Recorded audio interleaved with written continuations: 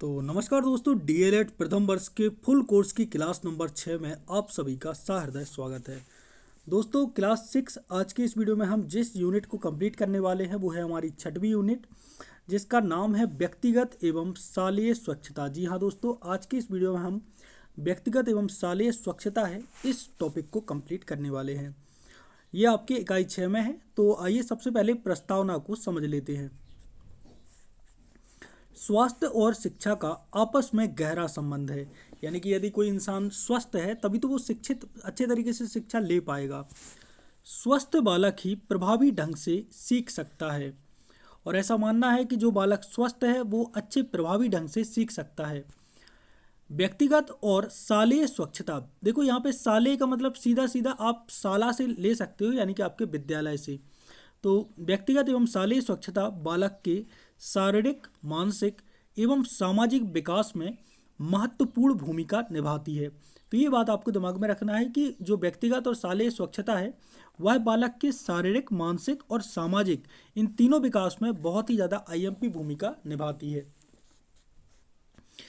स्वच्छता रोगों की रोकथाम, तो याद रखना जो स्वच्छता होती है वह रोगों की रोकथाम तथा स्वस्थ जीवन की आधारशिला है। तो इसलिए हमें स्वच्छता यानी कि जो स्वच्छ जीवन है वह अपनाना चाहिए, स्वच्छता को अपनी लाइफ में इंटर करना चाहिए। ठीक है, तो यहाँ पे हमारा पहला टॉपिक है आज का, जो कि है स्वच्छता। ठीक है, था बोल रहा हूँ, यहाँ पे था थैया तो नहीं चल रहा है। तो स्वच्छता का अर्थ क्या है और इसके क्षेत्र कौन कौन से हैं, आइए उन्हें जान लेते हैं। सबसे पहले स्वच्छता का अर्थ। स्वच्छता का अर्थ है शरीर, वस्त्र, भोजन, जल, घर, विद्यालय और आसपास के वातावरण को साफ सुथरा एवं रोग मुक्त करना, ये कहलाता है आपका स्वच्छता। वही दोस्तों, स्वच्छता की यदि परिभाषा कहें तो स्वास्थ्य की रक्षा एवं रोगों की रोकथाम के लिए अपनाई जाने वाली जो सफाई संबंधी आदतें हैं उनको ही स्वच्छता कहते हैं। स्वच्छता के क्षेत्र कौन कौन से हैं, आइए उन्हें भी जान लेते हैं। पहला है व्यक्तिगत स्वच्छता, यानी कि तुम अपने शरीर की सफाई करते हो, बालों की सफाई करते हो, बाल कटवाते हो, दांतों की सफाई रोज मंजन करते हो, नाखून कटवाते हो हर हफ्ता, ठीक है, हर सप्ताह में एक बार, एवं वस्त्रों की सफाई, अच्छे साफ सुथरे वस्त्र पहनते हो, ये कहलाएगी तुम्हारी व्यक्तिगत स्वस्थ मतलब स्वच्छता। दूसरा है घरेलू स्वच्छता। अब देखिए यहाँ पे घर एवं उसके आसपास की जो सफाई रहती है, ठीक है, उसको ही आप घरेलू स्वच्छता कहेंगे। अगला है शालेय स्वच्छता, यानी कि विद्यालय परिसर एवं कक्षाओं की जो स्वच्छता है वह शालेय स्वच्छता कहलाती है। अगला है पर्यावरणीय स्वच्छता, इसमें वायु, जल, भूमि, इन तीनों चीज़ों की स्वच्छताएं आ जाती हैं, तो ये कहलाएगी पर्यावरणीय स्वच्छता। इसमें प्लास्टिक का नो यूज करना होता है। अगला टॉपिक है स्वच्छता का महत्व, यानी कि रोगों से सुरक्षा। स्वच्छता के कारण क्या इसका महत्व क्यों बढ़ जाता है, इससे आपके रोगों की मतलब आपको रोगों से सुरक्षा मिलेगी, स्वास्थ्य में सुधार होगा, आत्मविश्वास में वृद्धि होगी आपके, ठीक है, कार्य क्षमता में भी आपकी वृद्धि होगी और स्वच्छ वातावरण का निर्माण होगा। तो स्वच्छता का बहुत ही ज़्यादा महत्व है, इससे हमें कई बेनिफिट प्राप्त होते हैं। स्वच्छता संबंधी कुछ अच्छी आदतें यहाँ पर दी गई हैं, ठीक है, तो ये सारी की सारी आदतें तुम्हें अपने मन में मतलब अपने जीवन में अपनानी है। तो स्वच्छता संबंधी कौन कौन सी आदतें हैं, एक तो है व्यक्तिगत स्वच्छता की अच्छी आदतें कौन कौन सी हैं। पहली है प्रतिदिन स्नान करना। तो भले ही ठंड का मौसम हो, मुझे पता है तुम लोग 4-4 दिन नहीं नहाते हो, लेकिन डेली नहाने से तुम्हारे जो जीवाणु कीटाणु हैं शरीर के वो सब खत्म हो जाएंगे। ये क्या करता है, यदि आप डेली नहाते हैं तो त्वचा को स्वच्छ एवं स्वस्थ रखता है। नंबर 2 है दांतों की सफाई करना। तो दिन में कम से कम 2 बार दांत साफ करने चाहिए, ठीक है। हालांकि मैं खुद बता रहा हूँ, मैं एक ही बार करता हूँ सुबह की सुबह, बाकी आप लोग यदि चाहें तो आप लोग 2 बार दिन में मंजन जरूर करें, ठीक है। अगला है नंबर 3 हाथ धोना। तो देखिए कब कब आपको हाथ धोने चाहिए। भोजन से पहले हमेशा हाथ धो, जब भी खाना खा रहे हो, ठीक है, तो हाथ जरूरी है धोना, क्योंकि हम इधर उधर कहीं पे भी मतलब हाथ टच कर देते हैं और खा लेते हैं तो जीवाणु हमारे अंदर चले जाते हैं। तो और सोच के बाद ये नहीं कि तुमने कुछ सोच लिया तो उसके बाद, सोच यानी कि शौचालय जाने के बाद, ठीक है। तो वहाँ पे तुम जाओगे तो उसके बाद तुम्हें हाथों को अच्छे तरीके से धोना है। इसके बाद है बाहर से आने के बाद, यानी कि तुम घर घर में हो, घर से बाहर इससे कहीं से भी आ रहे हो, ठीक है। तो वहाँ से तुम आए तो तुम्हें अपने हाथ को सबसे पहले धोना है, ये हैबिट बना लो। इसके बाद है नाखून काटना। लंबे नाखूनों में रोगाणु पनपते हैं। तो नाखून, ये देखो ये है जैसे नाखून, ठीक है, ये तुम्हारी उंगली कहलाई, ये उंगली कहलाई। और यहाँ पे देखना, मैं थोड़ा सा बना रहा हूँ, थोड़ा मज़ेदार रहेगा। ये तुम्हारा नाखून है, ठीक है। तो तुमने देखा होगा जो नाखून रहता है उसमें एक प्रॉब्लम ये रहती है कि यहाँ पे काला काला कुछ जम जाता है। ये जो रहता है ना, ये एक प्रकार से जीवाणु विषाणु यहाँ पे, ये नहीं, माफ़ कीजिएगा, देखो यहाँ पे जो यहाँ पे दिख रहा है ना आपको, यहाँ पे मैं ये बता रहा हूँ, ये वाला हिस्सा, यहाँ पे क्या है, यहाँ पे बहुत ज़्यादा जीवाणु विषाणु जो भी रहते हैं वो पनप जाते हैं। तो इसलिए नाखूनों को काटना बहुत ज़्यादा आवश्यक है। अगला है स्वच्छ वस्त्र पहनना। तो आप लोगों को जो वस्त्र हैं यानी कि कपड़े हैं, हो सकता है कि आप लोगों के पास बहुत ज़्यादा कपड़े ना हो, लेकिन 2 जोड़ी भी हो तो वो अच्छे, मतलब धो धा के अच्छे कपड़े पहनने चाहिए, स्वच्छ कपड़े पहनने चाहिए। और यदि आप स्वच्छ कपड़े पहनते हैं तो रोगों से बचाव होता है। स्वच्छ भोजन करना चाहिए, यानी कि ये स्वास्थ्य की रक्षा करता है। ऐसा भोजन ना हो कि तुम चले गए किसी स्टैंड पर या किसी दुकान पर और वहाँ पे उस भोजन पे पड़ रही हैं बहुत सारी मक्खियाँ, ठीक है, और वो भोजन तुम कर रहे हो, तो वो स्वच्छ भोजन नहीं है, फूड पॉइजनिंग हो जाएगी तुम्हारे लिए। इसके बाद है पर्याप्त नींद लेना।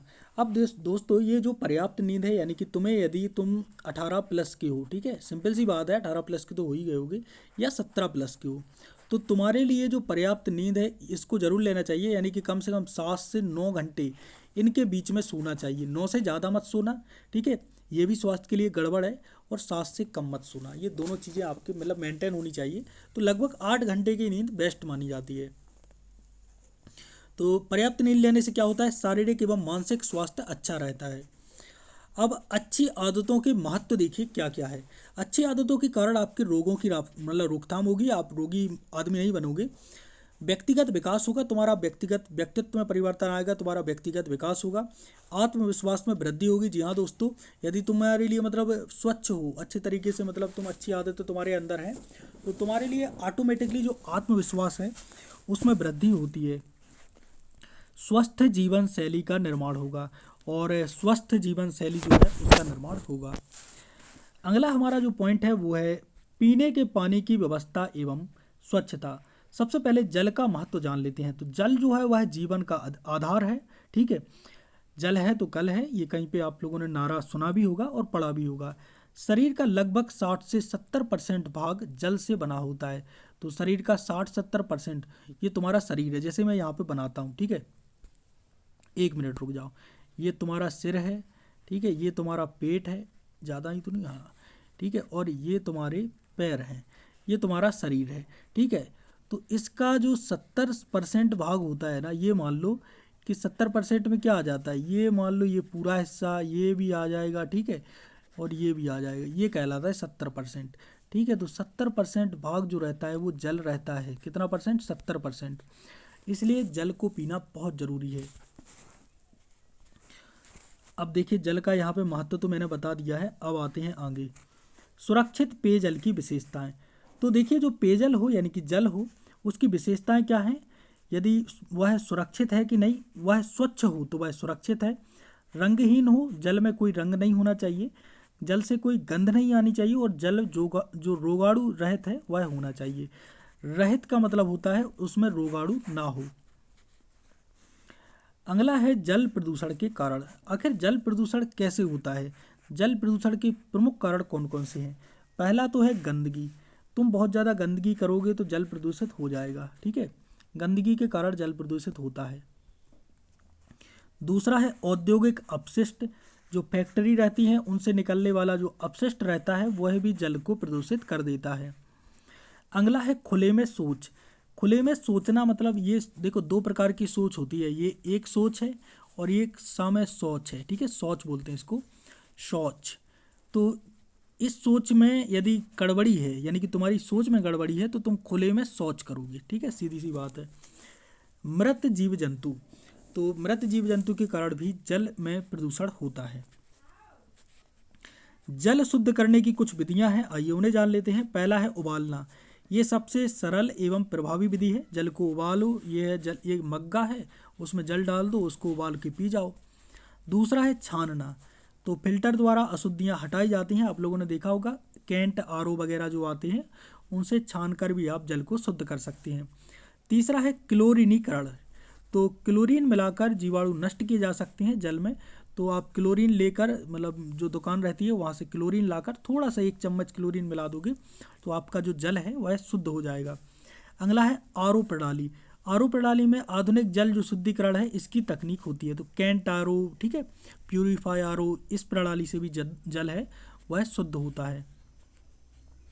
अब है जल जनित रोग, यानी कि दूषित जल के कारण कौन कौन से रोग हो सकते हैं, आइए उन्हें जान लेते हैं। पहला है हैजा, तो जल में है यदि खैजा तो हो जाएगी हैजा, ठीक है, मतलब इस शायरी में कोई तुक नहीं बना। दूसरा है टाइफाइड, यदि जल में है कुछ भी मिलाइट, ठीक है, मिलावट, तो टाइफाइड हो सकता है। पैचिस, पीलिया, डायरिया, ठीक है, ये सारे रोग आप लोगों को जल यदि खराब है जल जनित रोग कहलाते हैं। तो हैजा, टाइफाइड, पेचिस, पीलिया, डायरिया, ये सभी खराब जल पीने के कारण होते हैं। हमारा अगला टॉपिक है, ये टॉपिक ही नहीं गया, हाँ, विद्यालय परिसर एवं कक्षाओं की स्वच्छता। शालेय स्वच्छता का अर्थ क्या है, तो शालेय स्वच्छता का सीधा अर्थ है विद्यालय परिसर को साफ, सुरक्षित, स्वस्थवर्धक बनाए रखना शालेय स्वच्छता कहलाता है।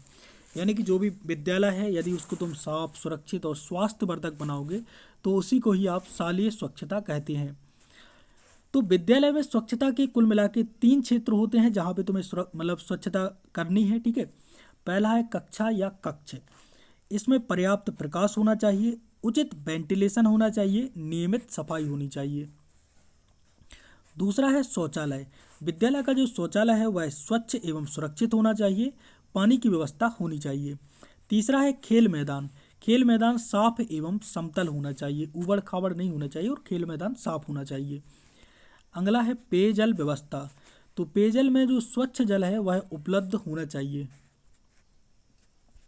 पांचवा है कूड़ादान, तो जो विद्यालय में कूड़ादान है वह उचित स्थान पर होना चाहिए और उपलब्ध होना चाहिए, मतलब सही जगह पर कूड़ादान हो, ऐसे नहीं कि कहीं भी कूड़ादान रख दिया।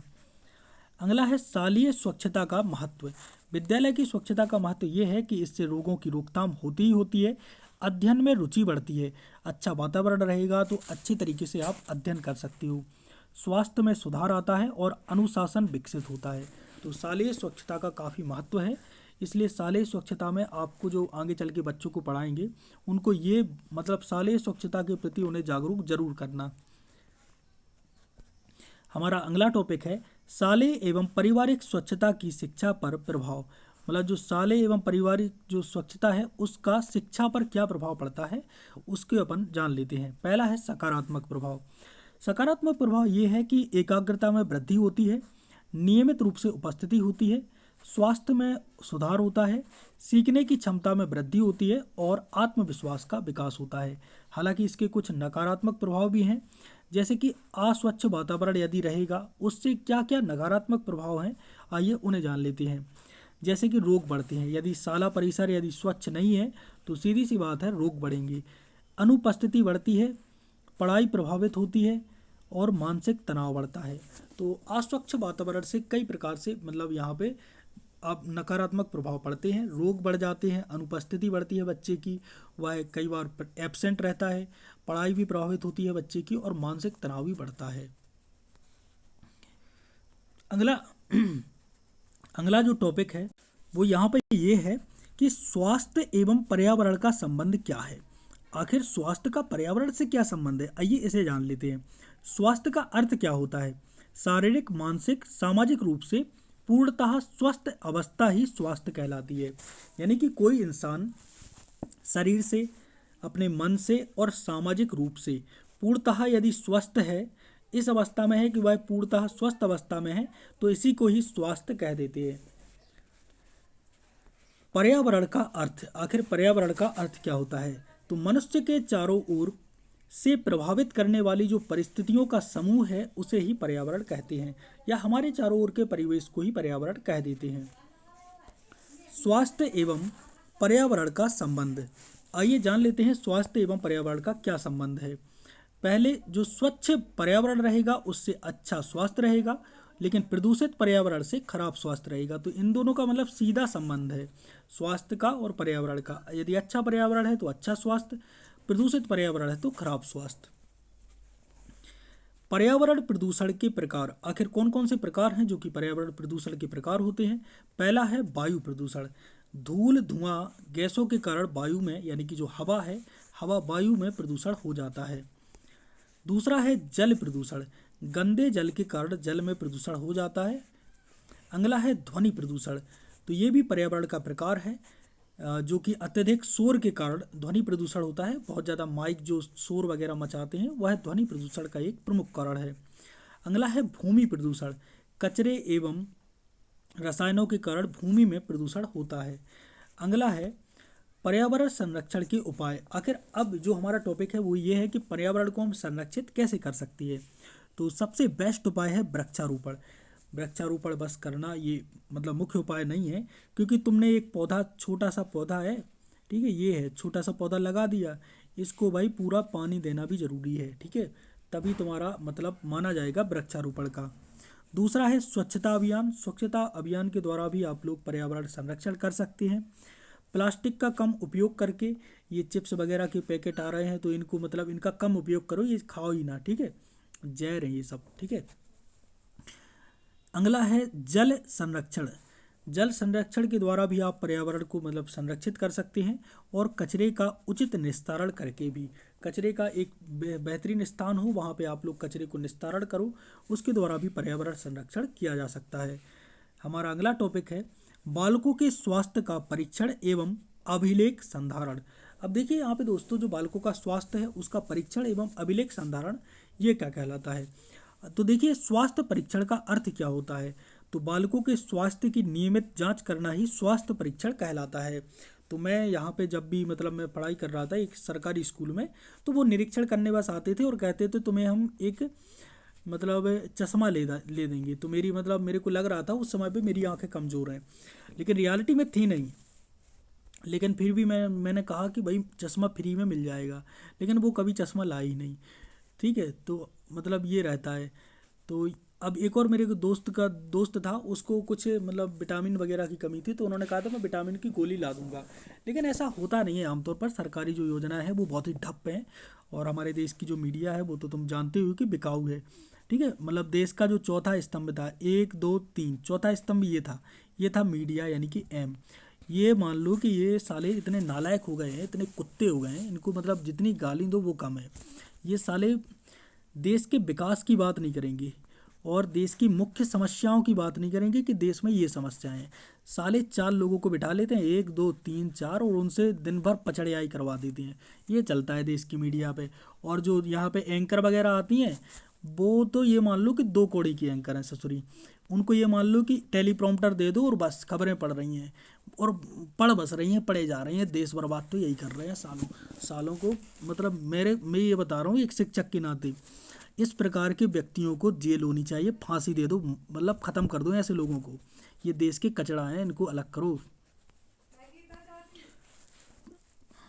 चलो ठीक है, मैंने इतनी सारी बात कर दी इस मुद्दे पे।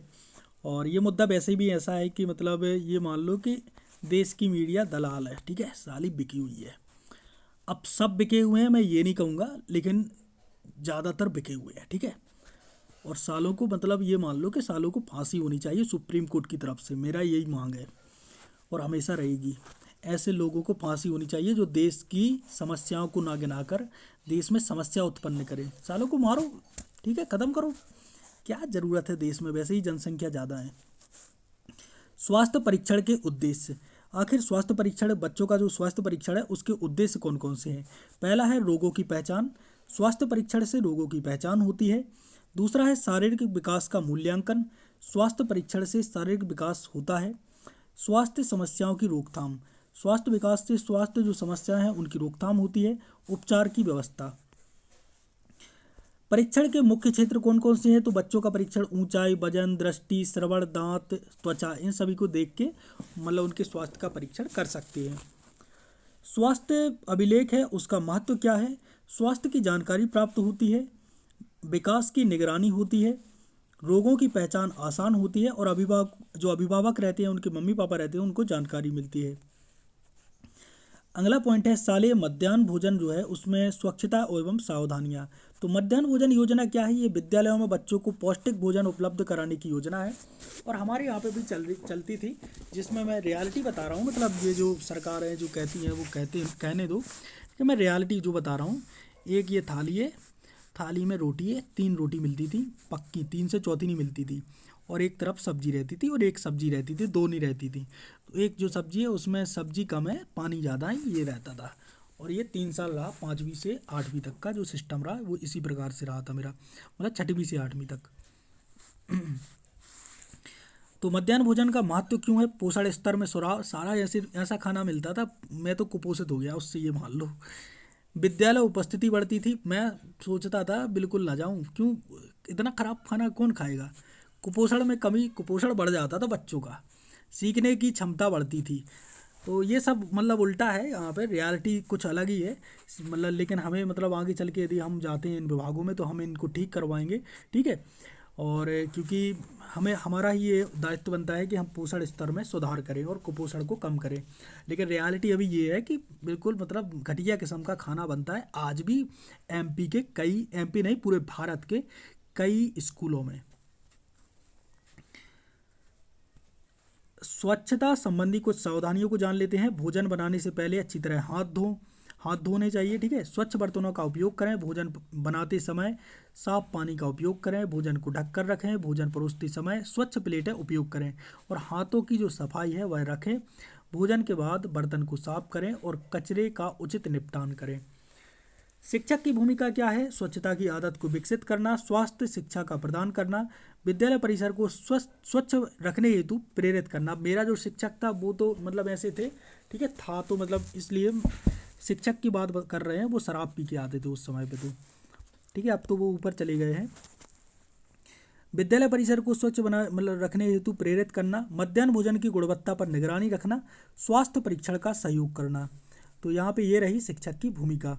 अब यहाँ पे कुछ परीक्षा हेतु कुछ महत्वपूर्ण प्रश्न हैं, तो इन प्रश्नों के आंसर आपको ही करने हैं, ठीक है। ये है कुछ 2 अंकों के प्रश्न। स्वच्छता का अर्थ क्या है, सुरक्षित पेयजल की 2 विशेषताएं, जल जनित रोगों के 2 रोगों के नाम, हैजा टाइफाइड लिख देना, स्वास्थ्य परीक्षण क्या है, मध्याह्न भोजन योजना का उद्देश्य क्या है, और इसी प्रकार से कुल मिला के 5 अंक के प्रश्न भी यहाँ पे दिए गए हैं। तो यहाँ पे ये पूरा का पूरा हमारा मतलब इकाई नंबर 6 है, ये समाप्त होती है, ठीक है। और मेरी बातों को दिल पे नहीं लेना, बाकी मैं मतलब ज़्यादातर जो रियलिटी होती है उसको रखने का प्रयास करता हूँ। जैसे कि मैं अपने देश की जो मीडिया है उससे बहुत ज़्यादा खपा रहता हूँ, सीधी सी बात है। और अभी एक किसी मतलब एंकर ने कुछ कहा भी है टीचरों के बारे में, तो कहने दो, बाकी मैं मतलब कंट्रोवर्सी में नहीं पड़ता। लेकिन तुम्हें मैं ये बता दूं कि मीडिया बिल्कुल देखा ना करो, ये देश के मतलब गुलामी मानसिकता देश में लाना चाहते हैं, इस प्रकार की इनकी सोच है। ये सोचते हैं कि हमेशा ये नेगेटिव चीज़ें चला के देश को आगे ले जाएंगे, जबकि ये देश को पीछे कर रहे हैं और देश को बर्बाद करने में भी इनका एक रोल है। तो ऐसे लोगों को फांसी होनी चाहिए। यहाँ पे मैं मतलब इस बात को रख रहा हूँ अपने इस यूट्यूब चैनल के माध्यम से। लेकिन भाई जब मैं पावर में आऊँगा तभी ऐसे लोगों को फांसी होगी। आगे चल के मेरे को सीएम बनना है, सीधी सी बात है, यहाँ पे मैं रख रही था, ठीक है। मतलब मजाक कर रहा हूँ। बाकी मिलते हैं एक और नई वीडियो के साथ, तब तक के लिए जय सिया राम। क्लास हमारी समाप्त होती है।